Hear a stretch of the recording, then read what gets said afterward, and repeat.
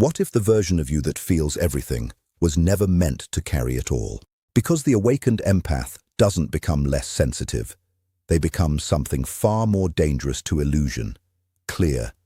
If you've ever felt like you care too deeply in a world that doesn't, stay with this, because what comes next explains why that curse is actually the beginning of control, not collapse. Emotional sensitivity in an empath does not begin as a gift they can control. It begins as a total lack of separation between inner experience and external emotional reality. When they are surrounded by another person's sadness, anger, or anxiety, their nervous system does not initially interpret it as someone else's state. It registers it as shared reality. This is why their reactions often feel automatic, even involuntary.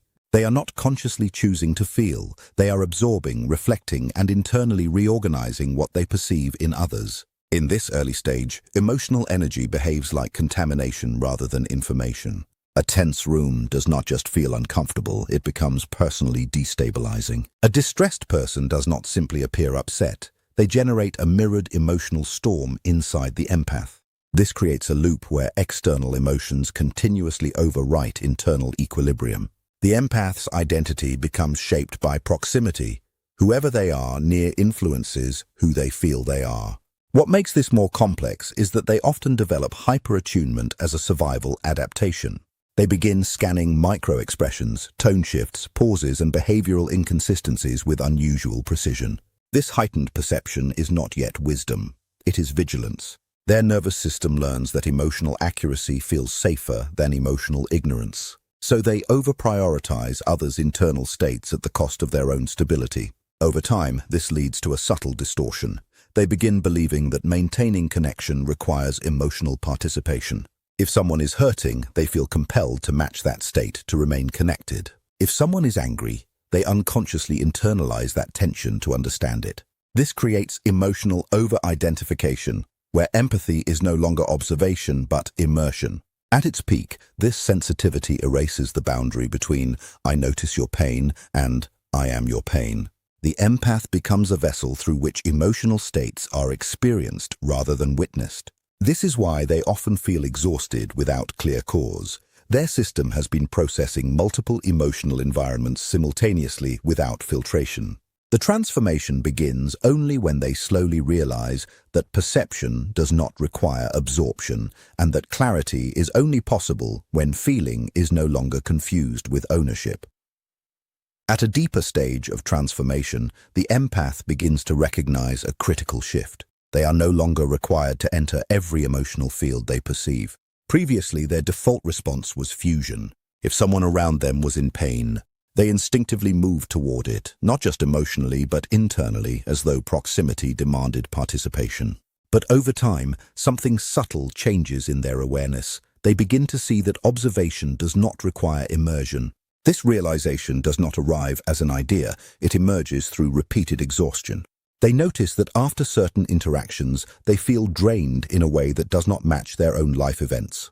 They start questioning why their internal state feels so altered by experiences that are not theirs. Slowly, the distinction becomes visible. They were not just witnessing emotional states, they were absorbing them as temporary identities. At first, this gap feels unnatural. The absence of emotional merging can feel like detachment or even guilt, as if stepping back is equivalent to abandoning someone.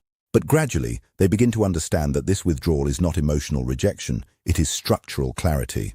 They are learning to hold perception without conversion.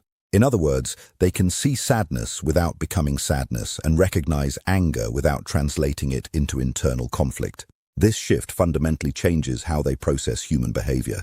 Instead of reacting to emotions as personal demands, they begin interpreting them as signals with context. A person's anger is no longer an obligation to soothe. It becomes information about unmet needs, boundaries, or internal fragmentation. This allows the empath to remain present without collapsing into responsibility for what they perceive. What once felt like emotional duty begins to dissolve into conscious witnessing. They are still deeply aware, still perceptive, still sensitive, but the emotional weight no longer transfers automatically. The nervous system learns a new configuration: perception without absorption, empathy without entanglement. And in that space, something unexpected happens. They become more accurate in understanding others, not less. Because clarity does not come from merging with emotion, it comes from standing close enough to see it fully without becoming it. In this stage, boundaries no longer function as something the empath consciously builds or enforces. They begin to operate as an internal state of precision. Earlier, boundaries were reactive. They had to be defended, explained, justified, sometimes even rebuilt after emotional exhaustion. This created a constant sense of tension, as if the empath had to actively protect themselves from being consumed. But as awareness deepens, the entire mechanism changes its nature.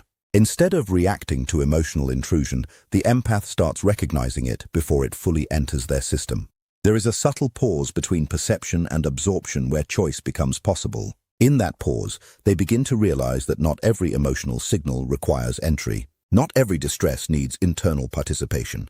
Not every person's intensity demands energetic alignment. At first, this is disorienting because their previous identity was built on responsiveness. Being available, being open, being emotionally reachable, these were once interpreted as signs of connection and goodness. But now, they begin to see that unchecked openness is not connection, it is permeability without structure.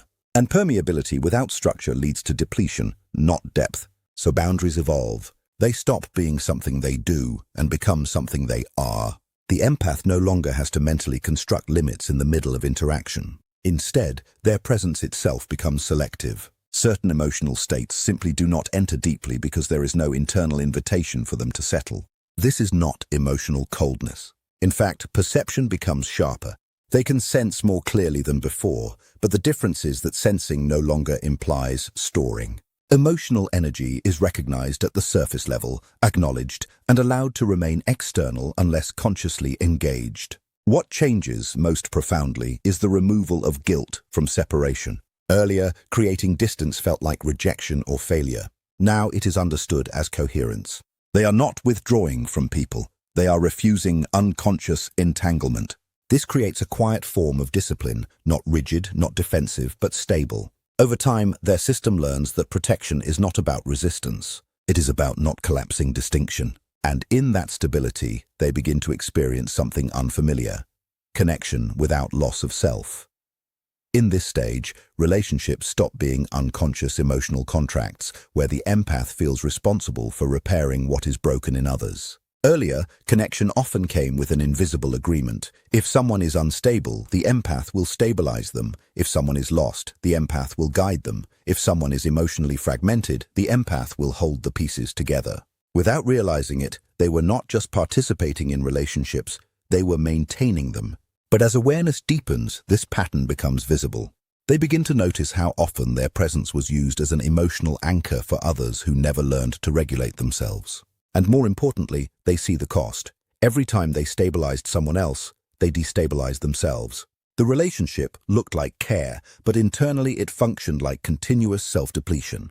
The shift begins when they start recognizing that emotional rescue is not the same as emotional connection. Rescue creates imbalance, connection requires mutual presence. In rescue dynamics, one person collapses into support while the other avoids responsibility for their own inner state. Over time, the empath realizes that this imbalance was being mistaken for love, loyalty, or depth. So something fundamental changes in how they choose relationships.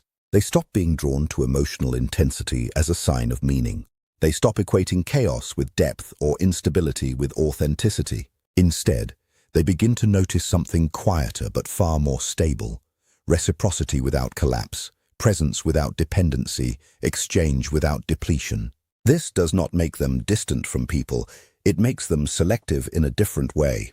They are no longer available for roles that require self-abandonment. If a relationship demands that they continuously override their own boundaries, emotional state, or inner clarity to sustain it, they no longer interpret that as connection. They recognize it as imbalance in structure. What emerges is not withdrawal from relationships, but the end of unconscious participation in them. They begin engaging only where there is mutual responsibility for emotional reality. In such spaces, they are no longer the stabilizer of chaos, but a participant in clarity.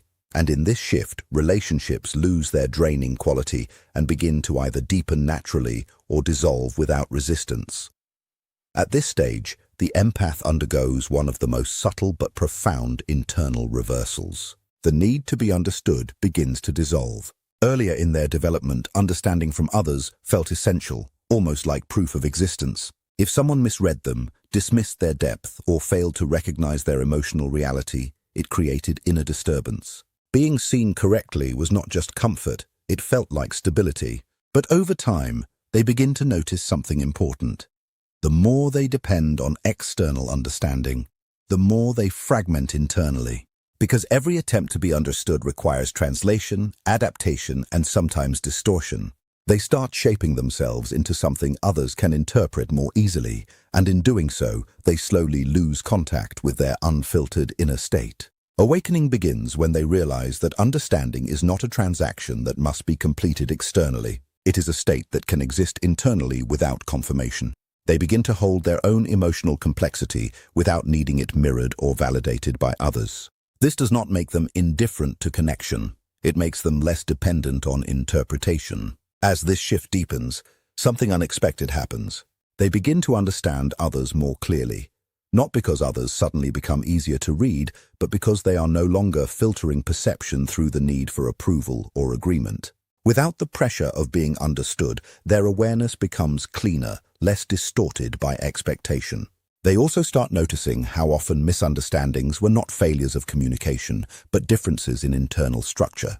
Some people perceive through logic, others through emotion, others through projection. Instead of reacting to this as rejection, the empath begins to see it as variation in consciousness. This removes the emotional charge from being misinterpreted.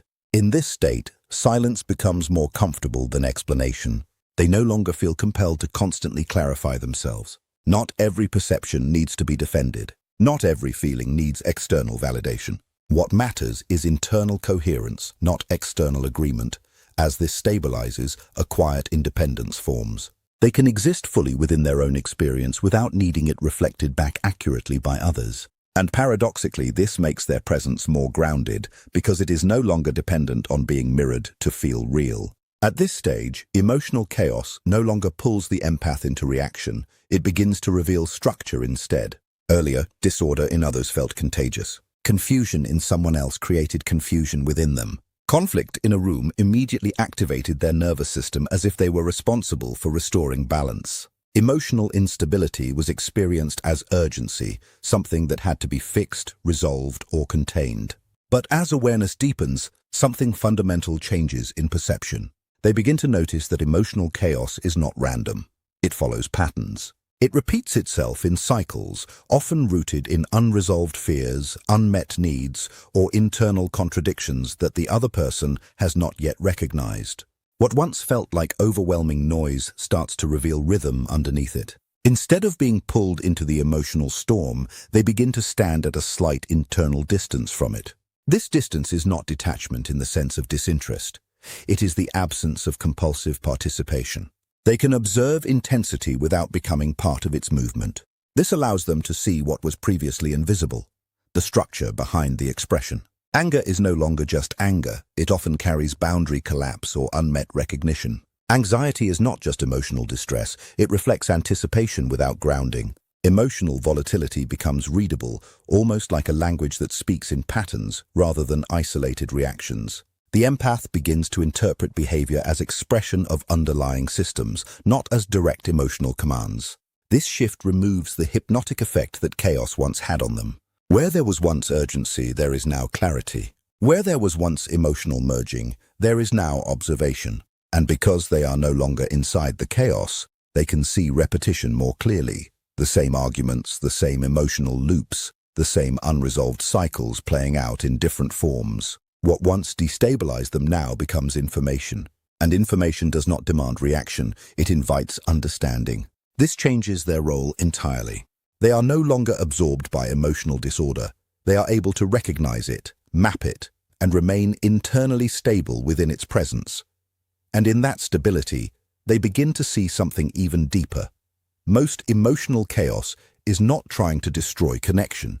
It is trying, in its own distorted way, to express what has never been understood. At this stage, silence is no longer absence of speech. It becomes a refined form of presence. Earlier, silence often carried tension. It was used as avoidance, protection, or emotional withdrawal after overwhelm. It could feel heavy, uncertain, or even defensive, as if something unresolved was being withheld. But as the empath evolves, silence changes its quality entirely. They begin to notice that most unnecessary speech comes from internal disturbance, not clarity. Words were often used to manage discomfort, to repair misunderstandings immediately, or to prevent emotional escalation. Speaking became a reflex to stabilize external dynamics rather than a reflection of internal precision. This is why earlier communication often felt draining.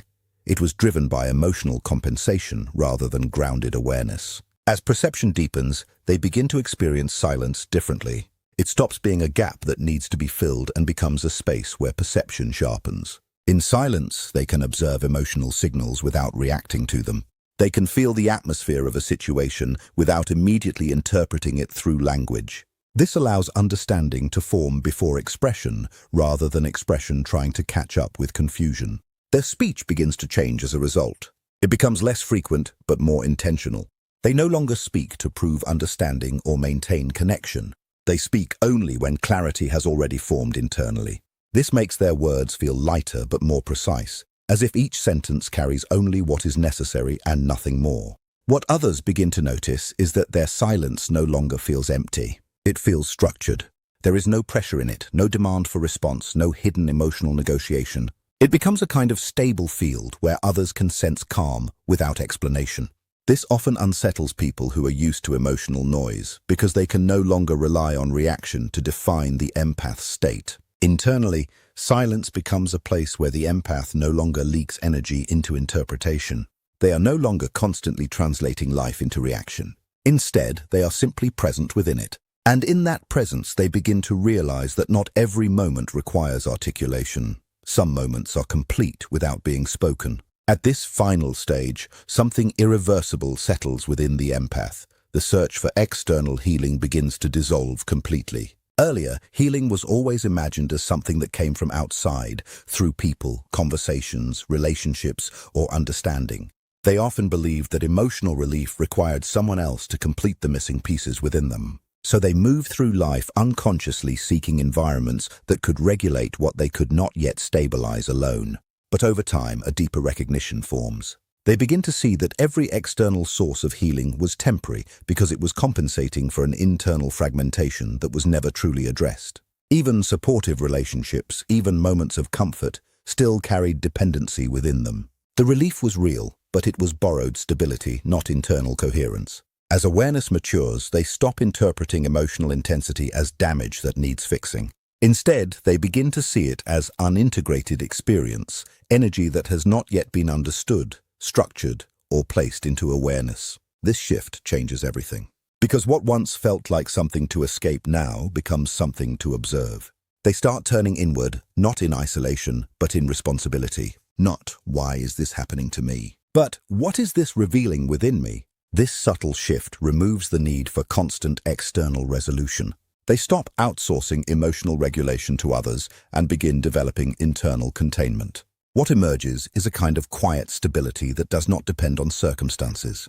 They are no longer easily destabilized by emotional environments because they are no longer looking for those environments to define their inner state. Instead, they carry a grounded presence that remains consistent even when external conditions change.